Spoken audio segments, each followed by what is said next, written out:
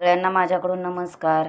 आज सकाळी सकाळी मुलांना डब्याला भाजीसाठी काय बनवावं सुचत नव्हतं, म्हणून मी हरभरा डाळ 1 ते दीड तास भिजत घातली आणि ती भिजल्यानंतर जाडसर अशी वाटून घेतली. त्यात मी वाटताना हिरवी मिरची, जिरं आणि लसूण घेऊन वाटून घेतली आहे. चला तर मग आपण करू याचं मोकळं पिठलं. आता आपण कढई तापाय ठेवली आहे. कढईमध्ये मी 2 ते 3 पळ्या तेल टाकून घेत आहे.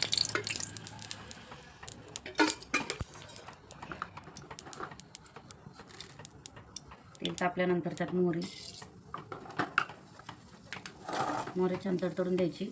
आपण जिरी टाकली होती वाटताना, म्हणून जिरी टाकत नाही आहे मी.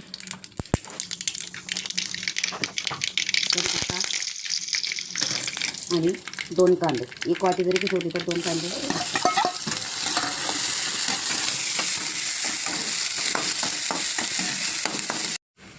आता कांदा भाजून झालेला आहे. थोडासा गुलाबी गुलाबी होऊन द्यायचा. त्यात अर्धा चमचा हळद,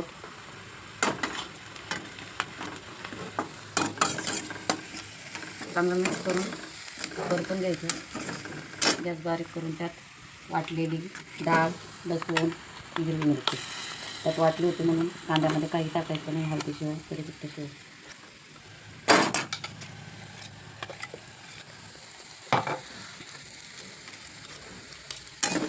छान मिक्स करून घ्यायचं. आता हे छान एकजीव झालेला आहे. त्यात थोडं चवीनुसार मीठ टाकून घ्यायचं. टाकून छान हलवून त्याला एकदम बारीक गॅसवर डाळ शिजवून घ्यायची.